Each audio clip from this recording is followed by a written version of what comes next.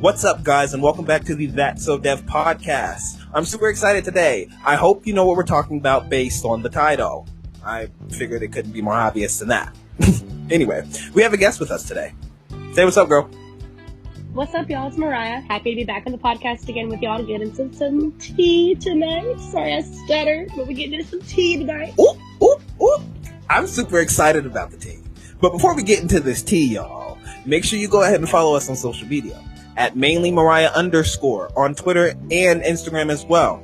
But also go ahead and follow me as well at Sowdev on Twitter and also Instagram. Simple, straight to the point. We actually have our @names. It's pretty insane. Y'all should know. Pretty it's hard. Right. It's hard to get your @names on both Twitter and Instagram. So go you. One of those bitches. Right? I wish I had some inches. You know what I mean? It's an inch moment. It's a hair flip inch moment. You know what I mean? Anyway, y'all. So let's just go ahead and get into this tea because I'm really excited. Like I've said a billion times already. We're talking about Fifth Harmony. Now, if you know me, I have the biggest smile on my face right now. I can't help it. I can hear it. Because I love Fifth Harmony. You know, I found Fifth Harmony in a very dark period of my life, you know? And it was this big ball of light in the middle of darkness. And, you know, they were able to pull me out some very difficult times. And I am thankful for Fifth Harmony for that alone. Everything else was just a bonus, quite literally. Mariah, what's your experience with Fifth Harmony? Because you know I got you into them. Okay, I'm just going to go ahead and start off really strong with a very specific incident I had with them at Fifth Harmony. So, this was at the height of the stand-up, and I don't know if you remember this, but we were in Lexington. Stream Lex Talk if you haven't already. We were in Lexington, and we were specifically pulling out of the mall, the Fayette Mall there. And I had downloaded Work From Home, and I didn't realize that it was a bootleg version. And I started playing Work From Home, and he was on that ass. Turned it completely off. Just like he literally turned my radio off, looked me dead in my eyes, and said, "What the fuck was that?" I remember because we specifically passed Olive Garden, and you know what Olive Garden meant at that time. So I remember that coming. Ooh, ooh, ooh. Oh, not the inside joke. Y'all really just don't get that one. But it's just traumatic time. Oh, we love a what are those jokes? A self-deprecating joke, but also really funny. It's love that for us. Anyway, moving on. So I remember hearing that song in the car, and I was like, I know this bitch just did not play some bootleg version of the song. That's like you playing a Kid Bop version of Work From Home. Girl, I should have slapped you. I deserved it. I'm not gonna lie. But like, you know, you didn't start off strong with Fifth Harmony like I did. You know what I'm saying? No, like, I did not. I was really the person that got you to listen to a lot of their music, if not all, to be quite frankly. Literally all. Well, I mean, it wasn't like forced, but, you know, like he said, it kind of dug him out of some deep times. It was like a really great emotional support through music. I think that was really where Dev dove into the love of music, like, as a positive coping mechanism, honestly. It was more like, I don't remember where I heard this, but I know a lot of people have said it, like, you aren't lost, you just have to find your way back to, you know, yourself before the world's got its hands on you.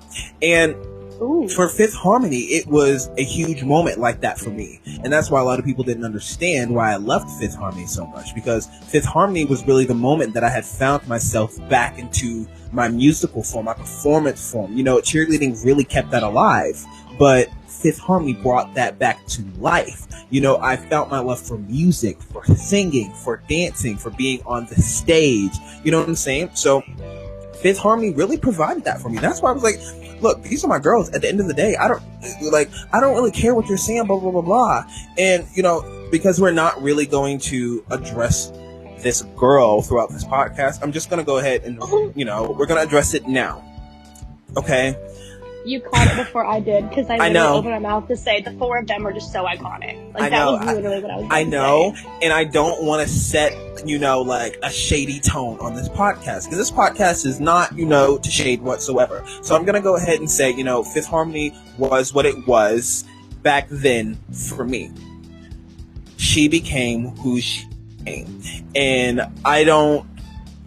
in a way, I no longer associate that with Fifth Harmony. You know what I'm saying? Like, I don't Fifth either. Harmony's right. Like, I think about the four of them. I do, It just but feels separate. But I don't. That's not what I'm saying. What I'm saying is like, I still see Fifth Harmony entirely as five. Like, I no longer really try to block her out of songs or things like that. You know how like a lot of people did, especially when she first left the group and whatnot, even like taking her lines out the songs, like even though taking her lines out the songs were better. But like, it was just the fact that Don't Make Me Drag You. I got, but no, like, it What did we just scream 2 nights ago? No, the life. No, that's what I'm saying. With them five, it sounds whole. I love Fifth Harmony for what it was then. Fifth Harmony was very pure for me then. So what this girl did, even what she did back then, which we found out later, not then. So that time period is still not tainted for me. You know what I'm saying? But she herself is. So I was able to separate her from the entity of Fifth Harmony. Make sense? So like when we streamed The Life the other day, which for some, like, I really don't like The Life as a song. I really don't like it as a song. For many things such as, breaking up Ain't a Chance, like you literally knew that she was leaving the group that year and you still let that get released on the album, which shows me that you were really only there for profit. But like I was saying, we were streaming The Life the other day and I asked her, I was like, can we stream the one without Camila? And we did. And it was like, it sounded good. It was refreshing because you got to hear everybody sing. On the main version of that song, it's just Camila featuring Fifth Harmony. Everyone is covered on that song. So when we listened, they took out, the chorus, this is the life, that stuff. So they took that out and it just didn't feel the same. So I was like, can we listen to the original? Because it, like I said, it was full. With them, it was full. And that's just something I've been getting to, let go. She has done what she has done. And at this point, for me, I feel like there's no reason to continue to hold on to it.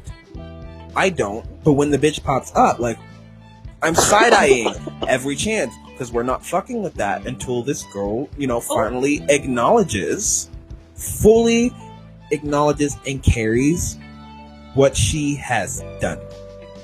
Not in some quick notes app apology to get out of it. I was just about to say that. I mean, is tea or no? It's all the tea. Like, now, question for you. Yeah. Do you want to share your experience with seeing them live? Oh, for sure. I mean, seeing Fifth Harmony live was insane. I've seen them live, 3-4 times? The first time that I saw them was in Nashville, Tennessee. Which, Jenna, if you're listening, what's up? That's my bitch. Anyway, so what happened was, I went to the concert in Nashville, which Jenna was at the concert in Nashville. I didn't know her at the time, and this was 2016. And then me and Jenna ended up meeting at the Normani, at the Ariana Grande concert at the Normani meet and greet in 2019, 3 years later. Literally, in Nashville. It was insane to me. So, like, I mean, Nashville, it was crazy because, that's where I was introduced fully to Victoria Monet. I saw her live. I saw Jake Miller live. Like, I was really exposed to, artists that I now remember today. So, Fifth Harmony, it was a great experience even beyond them. But them alone, that one show, like, it was amazing to me because there are so many artists out there that can't sing live. And Fifth Harmony gave a whole show where they are dancing, they are moving, they are not sitting still even during a ballad, but they are singing live and they are giving you vocals. And I mean hard vocals, dude. It was insane to me.